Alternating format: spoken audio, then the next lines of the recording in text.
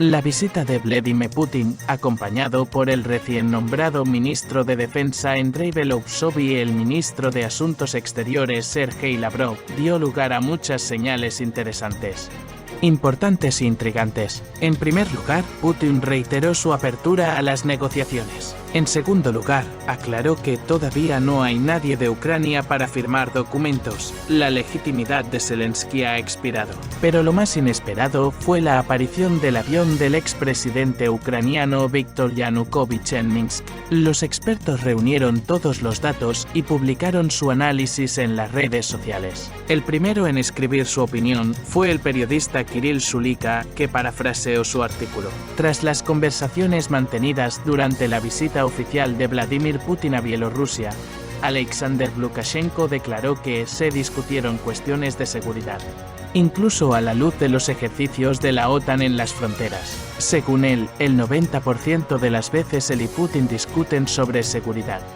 Pero hoy el tema principal era la economía. En relación con los ejercicios con armas nucleares no estratégicas, el jefe de Bielorrusia señaló que hay que estar preparado para todo. Hablaron de paz, pero la pólvora debe mantenerse seca. Vladimir Putin señaló que Rusia lleva a cabo ejercicios regulares de las fuerzas de disuasión nuclear. Ahora en Bielorrusia se despliegan armas nucleares no estratégicas y participa en ellas. Garantizamos la seguridad tanto de Bielorrusia como de Rusia.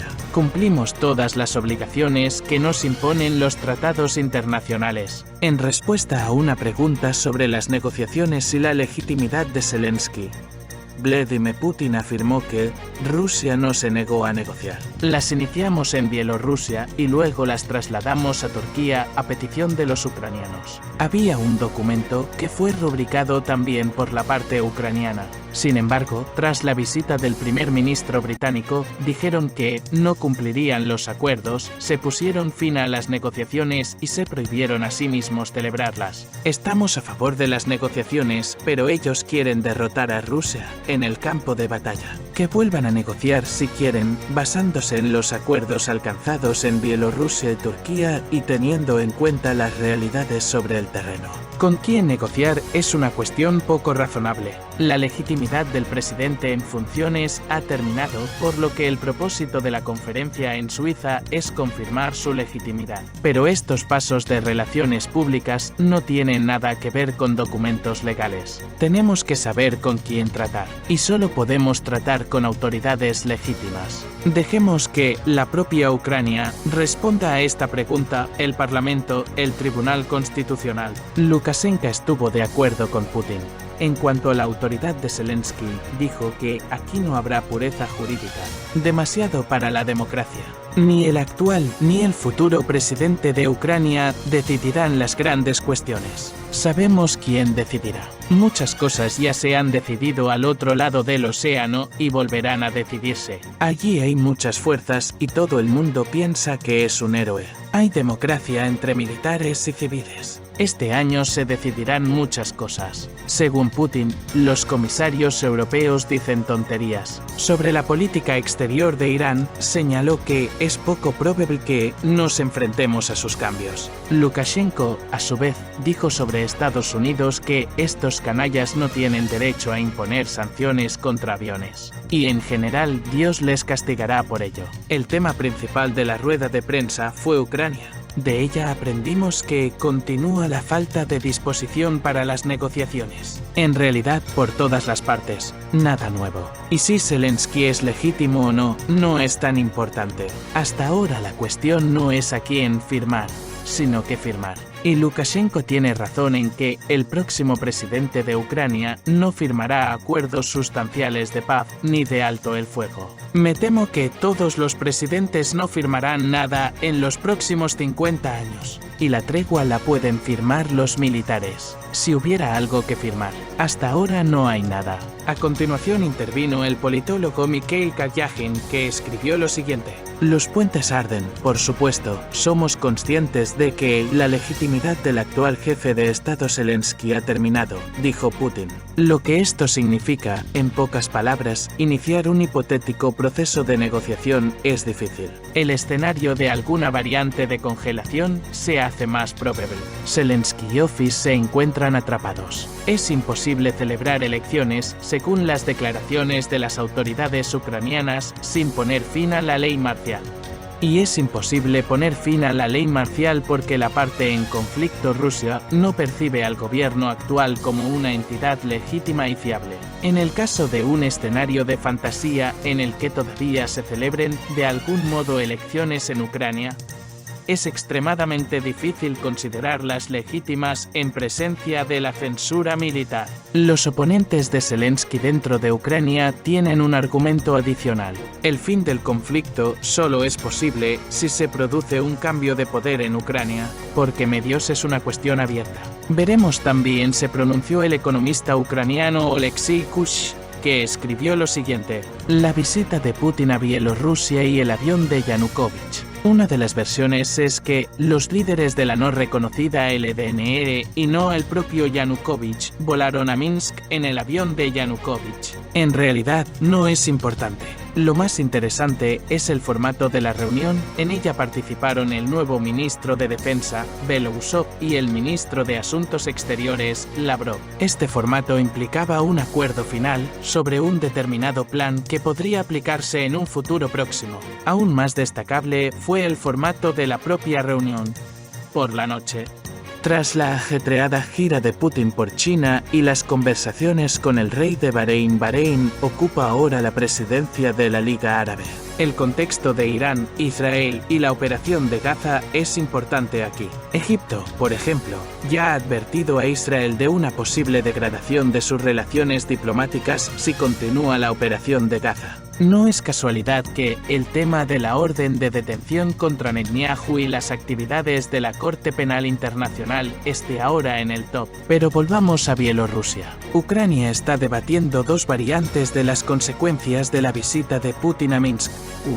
El uso de TNW desde el territorio de Bielorrusia. Las 2 y 2. Un ataque a Ucrania desde el norte. En mi opinión, la opción número 3 es más probable. El Parlamento lituano ha empezado a debatir la posibilidad de enviar tropas lituanas a Ucrania.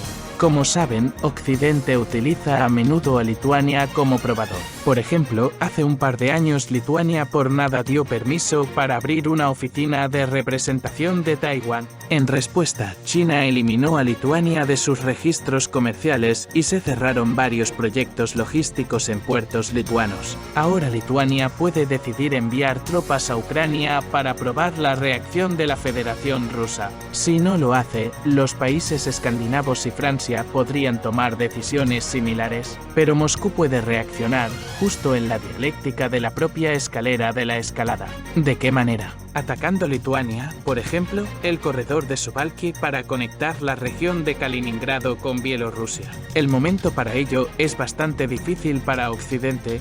Las elecciones al Parlamento Europeo en Gran Bretaña, el apogeo de la carrera electoral en Estados Unidos y el riesgo de conflicto entre Irán y Israel, además de la operación inconclusa en Gaza y la inminente operación en el norte del Líbano. En este contexto, no es ni mucho menos casual que, incluso en plena tormenta, hubiera maniobras navales del Ejército Popular de Liberación en torno a Taiwán. Si Estados Unidos se ve limitado por la operación en Israel y Europa, le resultará extremadamente difícil ayudar a Taiwán.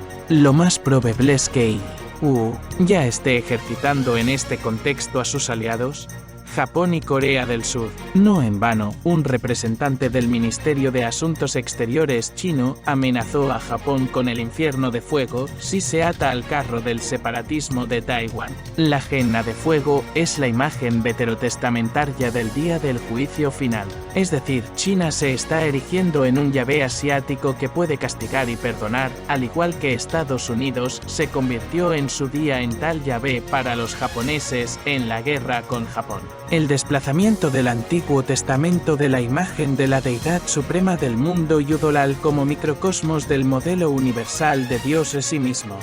Es decir, La impugnación por parte de China del estatus de Estados Unidos como muerte y destructor de mundos según Oppenheimer es la medida más llamativa de la escatología moderna de los últimos días. En este modelo, el uso de armas nucleares o incluso una amenaza real destruirá el antiguo monofisitismo geopolítico cuando solo había un Yahvé abrasando Sodoma y Gomorra, Hiroshima y Nagasaki. Y este es un camino directo al maniqueísmo geopolítico donde hay un Dios bueno, pero también hay un Dios malo, pero también es Dios también castigando a Yahvé, pero en su propio mundo. En cualquier caso, puede que China no tenga otra oportunidad histórica. Veamos cómo encaja el rompecabezas. El tecnólogo político Alexei Chesnokov se pronunció al respecto y escribió lo siguiente: esto no es una señal, es una valoración, una posición. Tales posiciones rara vez se cambian, solo con una compensación adecuada. No veo ningún recurso de Ucrania y Occidente para la compensación.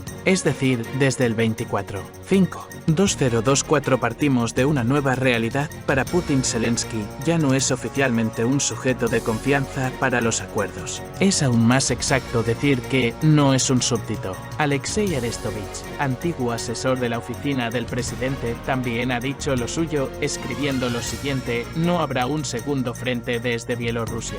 Tanto las provocaciones en Narva como los ejercicios conjuntos de las fuerzas nucleares bielorrusas y rusas, como la operación de Kharkov, son una demostración de coherencia estratégica. Mirad, aún podemos mover las fronteras. Y de hinchazón, antes de la fase final de las negociaciones sobre el alto el fuego. Yanukovych fue arrastrado allí porque es amigo de Lukashenko y Ag le prometió una reunión con Putin que no quiere ver a Yanukovych. La Federación Rusa no tiene soldados disponibles. La OTAN tiene maniobras, las mayores desde 1991, de 300. 0 militares en las fronteras orientales del bloque, desde el Báltico hasta Grecia. Nadie empieza una guerra machacando a sus generales en la SG, como está haciendo ahora Putin. Putin está haciendo declaraciones de paz. Biden, Putin y Xi no van a la fórmula de la paz en Suiza. Demuestran que el plan de Zelensky no funcionará, los grandes tienen su propio plan y lo seguirán. ¿Cuál es el plan? Xi-Putin expresó en Beijing alto el fuego y el inicio de negociaciones sobre los mismos acuerdos de Estambul en la base. También no se olvide sobre el artículo del diputado del pueblo de Ucrania Yevgeny Shevchenko, escribió lo siguiente: no quiero inflamar la situación, pero no excluyo la apertura del segundo frente ruso-bielorruso. Y no se trata de Yanukovych. Junto con Putin, todos vinieron a Minsk, todos. Su nuevo ministro de Defensa y el propio Lavrov. Eso es malo, muy malo. El politólogo Alexei Denosovich también expresó la misma opinión. Por supuesto, el avión de Yanukovych en Bielorrusia es una señal. Víctor Yanukovych, a ojos de Moscú, bueno o malo, es el último presidente legítimo de Ucrania. Ya lo escribí. Después de que Poroshenko y Zelensky fueran incluidos en la lista de buscados, el Estado ucraniano legítimo terminó en febrero de 2014. Cuando las agudas contradicciones internas del país se resolvieron mediante un golpe armado y el derrocamiento del gobierno. Sí, Rusia ha expresado y sigue expresando su voluntad de negociar sobre Ucrania.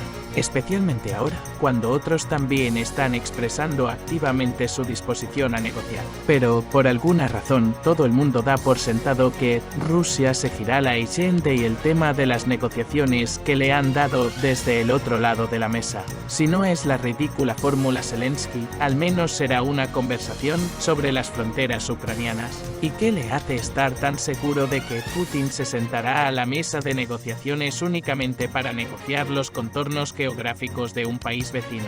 Si hablamos del conflicto entre Rusia y Occidente por Ucrania, entonces para Rusia se trata de una conversación no sobre la legalidad de las fronteras de 1991, 2014 o 2022, sino sobre la legalidad de la jurisdicción del Maidán en Ucrania. El tiempo mostrará en qué desembocará esta situación y si se planea algo global, pero seguiremos activamente el desarrollo de los acontecimientos y publicaremos las últimas noticias. No se olvide de suscribirse al canal, que no se pierda las nuevas versiones.